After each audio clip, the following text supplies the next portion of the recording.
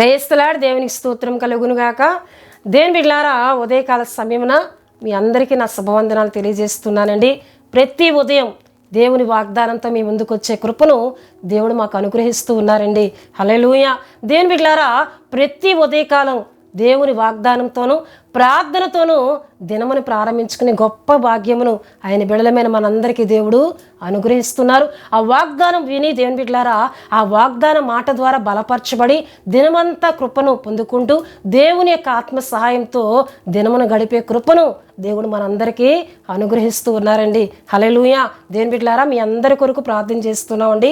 మా కొరకు విశ్వాసంతో నడిపించబడుతున్న మా పరిచర్య కొరకు కూడా మీ ప్రార్థనలో జ్ఞాపకం చేసుకోవాలని మరొకసారి ప్రభు పేడ తెలియజేస్తున్నానండి. దేవుని బిడ్డలారా, ఈ ఉదయకాలం కూడా దేవుడు ఒక చక్కటి వాగ్దానంతో మనందరితో ఆయన మాట్లాడుతున్నారు. దేవుని బిడ్డలారా, వాగ్దాన వచనమును మనం చదువుకుందాం. యెషయా గ్రంథము 30వ అధ్యాయము 19వ వచనాన్ని నేను చదువుతున్నానండి. సియోనులో యెరూషలేములోనే ఒక జనము కాపురముండును. జనమా, నీవిక నేమాత్రమును కన్నీళ్లు విడవవు. ఆయన నీ మొర విని నిశ్చయముగా నిన్ను కరుణించును.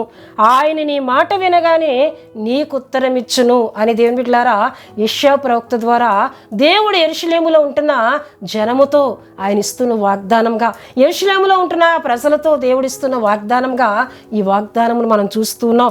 జనమా, నీవిక నేమాత్రమును కన్నీళ్లు విడవవు. అంటే ఆయన కన్నీళ్లు విడవకుండా చేసే దేవుడండి. చాలామంది జీవితాల్లో కన్నీరు, శోధనలు, వేదనలు, ఏమండి, అనారోగ్య పరిస్థితులు, నిత్యము కూడా వారి కన్నీరు కారుతూనే ఉంటుంది. నిత్యము కూడా కన్నీరు కారుస్తూనే ఉంటారు. దేవుని బిడ్డలారా, ఈ వాగ్దానమును మనం నమ్మినట్లయితే, జనమా, నీవిక నేమాత్రము కన్నీళ్లు విడవవు. కన్నీళ్లు విడవకుండా చేసే దేవుడను నేను. ఎందుకంటే దేవుని బిడ్డలారా, లూకా సువార్త 7వ అధ్యాయం 11 నుండి 16 వరకు మనం చూసినట్లయితే అక్కడ ఒక విధవరాలు మనకు కనబడుతుంది. ఆ విధవరాలుకున్న ఒకగానొక కుమారుడు మరణించాడు. దేవుని బిడ్డలారా, ఆ కుమారుడిని సమాధి చేయడానికి పాడె మీద మోసుకొని వెళ్తూ ఉన్నప్పుడు అదే మార్గం గుండా యేసుక్రీస్తు ప్రభువారు ఆయన శిష్యులు వస్తూ ఉన్నారు. అయితే యేసుక్రీస్తు ప్రభువారు ఆ తల్లిని చూచినప్పుడు ఆ తల్లి బహుగా కన్నీరు కారుస్తుంది. ఎందుకంటే ఆమె విధవరాలు, ఆమెకు భర్త లేరు, ఉన్న ఒక్కగానొక కుమారుడు కూడా మరణించాడు. దేవుని బిడ్డలారా, ఆ కుమారుడు నిమిత్తం ఆమెకు రోధిస్తున్నప్పుడు, ఆమె కన్నీరు కారుస్తున్నప్పుడు ఆ గ్రామంలో ఎంతోమంది ఆమెను బలపరిచారు, ఎంతోమంది ఓదార్చారు. కానీ ఏ మాటలు కూడా ఆమెకు ఆదరణ కలుగు చేయలేకపోయాయండి.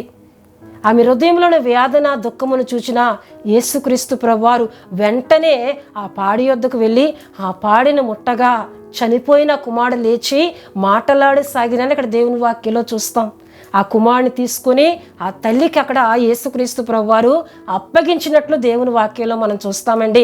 హల్లెలూయా, హల్లెలూయా. అంటే ఆ కన్నీళ్లు ఎవ్వరూ తుడవలేకపోయారు, కానీ యేసుక్రీస్తు ప్రభువారే మా కన్నీటిని తుడిచినట్లు మనం చూస్తున్నాం.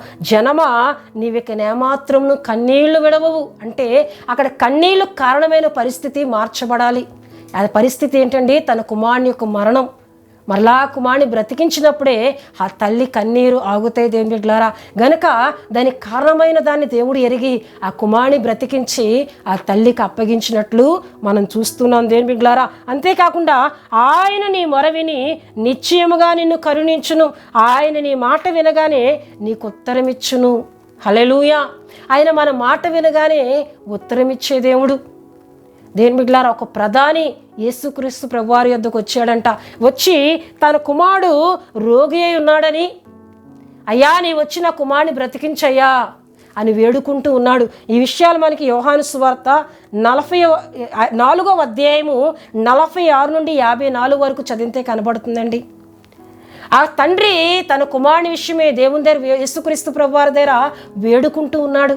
అయ్యా నా కుమారుని బ్రతికించు అని. యేసుక్రీస్తు ప్రభువారు అంటున్నారు, నువ్వు వెళ్ళు, నీ కుమారుడు బ్రతికి ఉన్నాడు.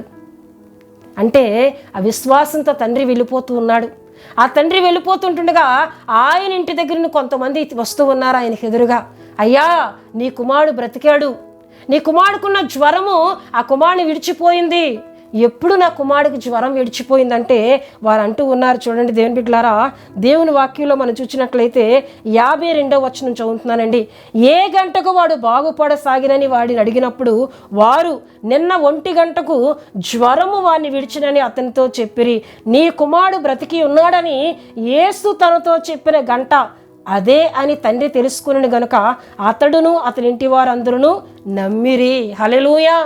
యేసుక్రీస్తు ప్రభువు వారు ఇక నువ్వు వెళ్ళు, నీ కుమారుడు బ్రతికి ఉన్నాడని ఏ సమయమున అయితే చెప్పారో అదే సమయంలో ఆ కుమారుడుకున్న జ్వరము పోయి ఆ కుమారుడు బ్రతికింపబడ్డాడండి. హల్లెలూయా.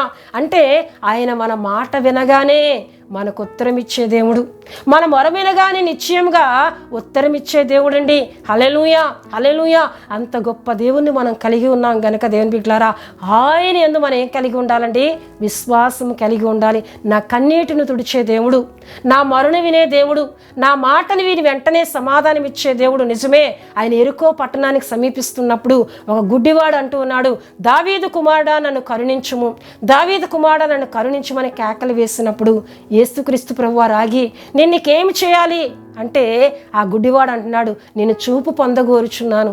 వెంటనే ఆ చూపును దేవుడిచ్చి ఆ గుడ్డివాడిని అక్కడ స్వస్థపరిచినట్లు మనం చూస్తాం. అంటే ఆయన మన మాట వినగానే మనకు ఉత్తరం ఇచ్చే దేవుడు, మన మాట వినగానే మనకు సమాధానం ఇచ్చే దేవుడు అండి. మనం విశ్వాసంతో అడగాలి, నమ్మకంతో అడగాలి, పరిశుద్ధతతో అడగాలి, ఆసక్తితో అడగాలి. ఆయన చేయగలిగిన వాడని నమ్మి మనం అడిగినట్లయితే వెంటనే మనకు ఉత్తరం ఇచ్చే దేవుడునని ఉదయకాల సమయంలో తన వాగ్దానం ద్వారా దేవుడు మాట్లాడుతున్నారు. కనుక నీకు ఏమాత్రము కన్నీళ్లు విడవు అన్న దేవుడు, మన మాట వినగానే ఉత్తరం ఇస్తానన్న దేవుని యందు విశ్వాసం ఉంచి ఈ వాగ్దానంలో ప్రతి దీవెన మనం పొందుకుందాం. దేవుడు తన వాగ్దాన మాటలను దీవించునుగాక. దేవుని బిడ్డలారా, మీ కొరకు నేను ప్రార్థన చేస్తున్నాను. ప్రతి ఒక్కరు కండ్లు మూసుకొని తలలో ఉంచి ప్రార్థనలో నాతో ఏకీభించాలని ప్రభు పేడ తెలియజేస్తున్నానండి. పరిశుద్ధుడా, ప్రేమ కలిగిన తండ్రి, నీకు స్తోత్రాలు. ఉదయకాల సమయమున చక్కటి వాగ్దానం ద్వారా మా అందరితో మీరు మాట్లాడారు, మీకు వందనాలు. మా కన్నీటిని తుడిచే దేవుడు, మా మొరని వినే దేవుడు, మా మాట వినగానే మాకు ఉత్తరం ఇచ్చే దేవుడు ప్రభువా, నీకు వందనాలు. అయ్యా, మా భారములను, మా దుఃఖములను, మా వ్యాధులను చూచే దేవుడునని ఉదయకాలం అయ్యా వాగ్దానం ద్వారా మాతో మాట్లాడినందుకు మీ కృతజ్ఞతాస్తుతులు చెల్లిస్తున్నాను. ఈ వాగ్దానం విన్నా వీళ్ళందరినీ మీరు దీవించండి. దినమంతయు మీ కృప, మీ కాపుదల, మీ సంరక్షణ, మీ తోడు దయచేయండి. వీళ్ళ అక్కర్లన్నింటినీ మీరు తీర్చండి. ఎవరైనా బలహీనగా ఉండినట్లయితే స్వస్థపరచండి. ప్రయాణంలో ఉన్న వారికి నీ కాపుదల, నీ భద్రత అనుగ్రహించి దినమంతా మీ కృపతో నింపమని యేసు నామములో అడుగుచున్నాం తండ్రి, ఆమేన్. యేసు రక్తమే జయం, ప్రవేశు రక్తమే జయం, ప్రవేశు రక్తం సంపూర్ణమైనది. అప్పవాది క్రియలకు అనంత నాశనం కలుగునుగాక. ఆమేన్, ఆమేన్, ఆమేన్. దేవుడు మిమ్ములను, మీ కుటుంబములను దీవించునుగాక. ఆమేన్.